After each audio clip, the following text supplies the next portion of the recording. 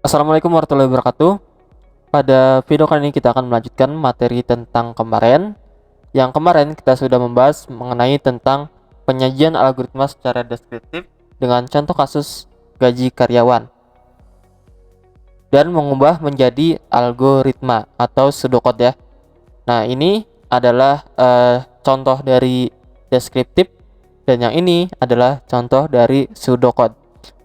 Dan sekarang pada video kali ini kita akan membahas mengenai bagaimana cara agar mengubah dari pseudocode menjadi Pascal. Kita langsung aja. Pertama-tama yang kalian harus siapkan adalah aplikasi Pascal-nya terlebih dahulu. Kalian buka, lalu seperti biasa kita buat file project-nya terlebih dahulu. Pertama new project, lalu pilih console application, klik OK. Selanjutnya di sini nama project itu disesuaikan dengan nama atau contoh kasusnya.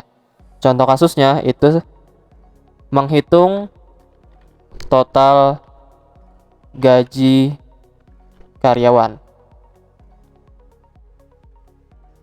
Ya berarti harus sesuai ya untuk nama projectnya, dan nanti untuk penjudulannya juga harus sesuai. Habis ini kita di oke saja. Setelah itu di sini kalian diminta untuk menyimpannya mau di mana, karena di sini Ustadz sudah nyimpennya di data D, lalu bikin folder namanya belajar Pascal. Berarti di sini tinggal disimpan saja.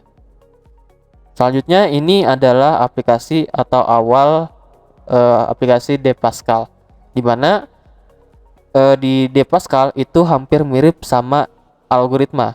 Di algoritma minimal kita harus ada judul program, kamus, sama algoritma. Selanjutnya karena di Pascal ini belum ada kamusnya, kita tambahkan kamusnya terlebih dahulu.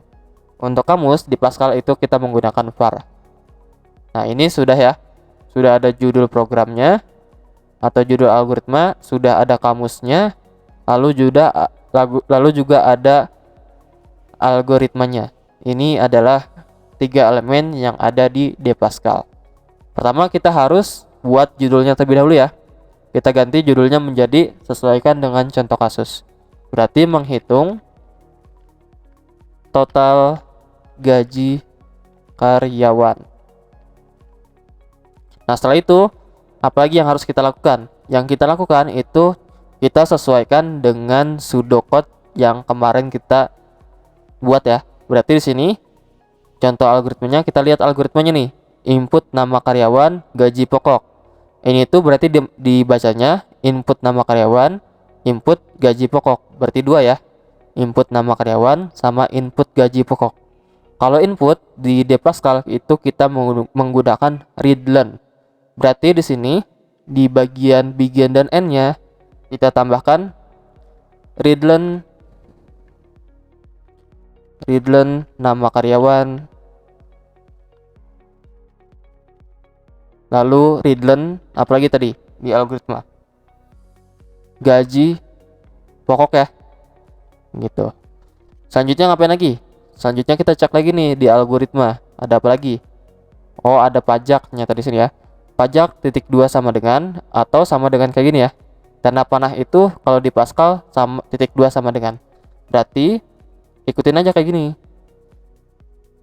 Pajak titik 2 sama dengan 0,1 dikali gaji pokok.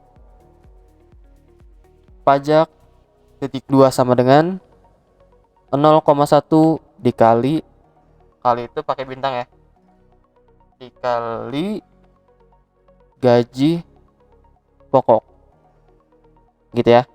Selanjutnya apalagi di algoritma ada tunjangan 0,2 dikali gaji pokok. Berarti di sini tunjangan titik 2 sama dengan 0,2 dikali gaji pokok. Gitu. Selanjutnya apa lagi nih? Ada gaji total, katanya menghitung gaji total. Untuk rumus gaji total itu rumusnya seperti ini. Gaji total sama dengan gaji pokok ditambah tunjangan dikurangi pajak. Ini untuk rumus gaji total. Selanjutnya kita ngapain lagi? Karena kita sudah menghitung gaji total, berarti kita harus menampilkan nih atau outputkan gaji totalnya. Output di sini kalau di Pascal kita menggunakan write gaji total titik koma ya. Sudah sama ya, sudah sama semuanya. Sekarang kita ngapain lagi? Sekarang kita isi bagian kamusnya. Untuk melihat kamusnya, kalian sebenarnya tidak perlu melihat algoritmanya. Kita sudah tahu nih pasti di bagian algoritma itu ada variabel apa saja sih? Dilihat nih, ada variabel nama karyawan katanya. Berarti di sini masukkan nama karyawan. Lalu tipe datanya apa? Tipe datanya integer atau string. Kalau integer itu kan bilangan bulat ya, berarti kita pakai string di sini. Nah, string ini akan menampilkan beberapa karakter. Selanjutnya, apalagi ada variabel gaji pokok. Gaji pokok titik 2, tipe datanya integer. Karena kita akan memasukkan bilangan bulat di gaji pokok. Selanjutnya ada apa lagi? Ada pajak, tunjangan, dan gaji total. Berarti di sini tipe datanya pajak, tunjangan, sama gaji total. Tipe datanya itu real. Kenapa real? Karena di sini perhitungannya ada desimal. Ada 0,1. Ini kemungkinan ada bagian desimalnya. Berarti tipe datanya real ya kalau ada desimal. Sama gaji total juga. Gaji total kemungkinan ada desimalnya juga. Jadi kita menggunakan tipe data real. Sampai sini paham ya? Oke, selanjutnya kita coba jalankan aplikasinya terlebih dahulu. Pertama kalian compile and run project. Nah, di sini kalian diminta untuk memasukkan nama filenya apa. Jadi di Dpascal itu kita butuh dua file yang harus disimpan. Satu file project dan satu file Pascalnya. Samakan dengan contoh kasusnya, menghitung total gaji karyawan. Kita coba disimpan. Katanya dia nggak mau nih. Kenapa nggak mau? Karena nama ini tidak boleh sama dengan nama yang sebelumnya. Nama projectnya kita berarti tambahkan n di sini, biar tidak sama ya. Selanjutnya kita coba simpen, lalu jalankan. Nah, ini jalan ya. Berarti di sini ini diisinya apa ya? Ini diisinya kalau orang lain itu nggak bakal tahu, tapi kita sebagai programmer, sebagai pembuat aplikasi itu, oh kita udah tahu nih, pasti di sini isinya nama karyawan. Nama karyawannya misal Atira deh. Ya. Selanjutnya di enter. Nah, di sini habis di enter itu ada apa lagi? Ada gaji pokok. Gaji pokoknya berapa? Misalnya 3 juta deh. 3 juta. Coba kita enter. Oh, nggak nampil. Kita ada yang kurang ya. Kita tambahkan readline di sini agar ketika kita meng-enter itu bakal tampil hasilnya.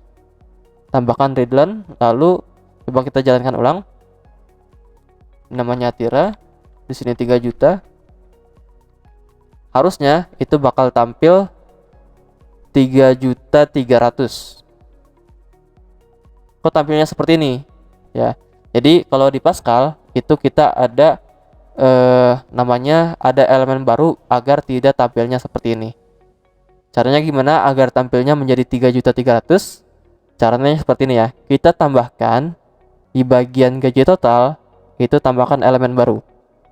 Tambahkannya itu dengan cara titik 2. Lalu jumlah karakternya berapa? Jumlah karakter ini dihitung dari total ini ya. Misalnya 1 juta itu berapa karakter? 7 karakter ya. Berarti ketik 7. Titik 2. Nah, ini ada lagi.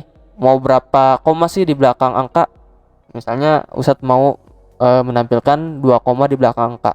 Berarti diketik di sini isi 2. Selanjutnya kita ngapain lagi nih? Karena orang lain itu tidak tahu aplikasi yang akan kita buat, atau apa yang harus diisinya, kita harus siapkan dulu nih untuk orang lain biar bisa dibaca. Kita tambahkan nih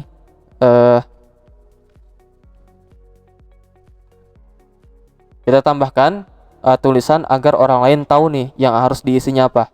Berarti di sini write, masukkan nama karyawan, titik 2. Lalu jangan lupa titik koma ya. Selanjutnya di sini tambahkan lagi write,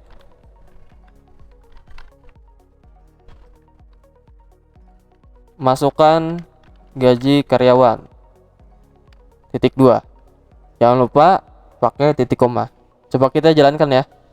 Dan di write juga di sini kita tambahkan lagi nih string lagi agar orang lain tahu. Berarti di sini tambahkan string, gaji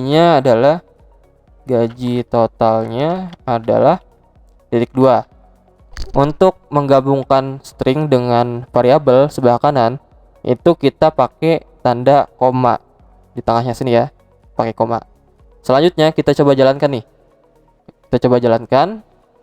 Nah, di sini coba masukkan nama karyawan. Katanya masukkan nama karyawannya itu apa? Misalnya nama karyawannya itu Ibnu misalnya. Selanjutnya di enter. Nah, di sini masukkan gaji karyawan.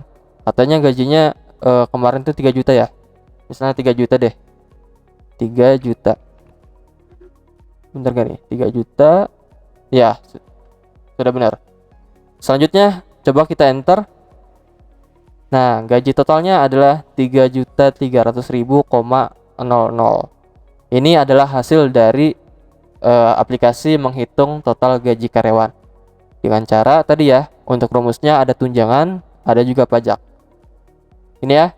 Kalau misalnya nggak mau ada koma, kita hapus aja nih yang 2 ini menjadi 0. Coba kita jalankan. Di sini Ibnu, lalu 3 juta. Coba kita di enter. Nah, hasilnya berarti 3.300.000 ya. Itu aja mungkin ya untuk video kali ini. Kalau misalnya ada pertanyaan terkait materi ini, kalian bisa chat langsung ke Ustadz atau di grup. Ya. Seperti biasa, untuk Zoom kita mulai jam 20.00 sampai 20.30. Sampai jumpa di video berikutnya.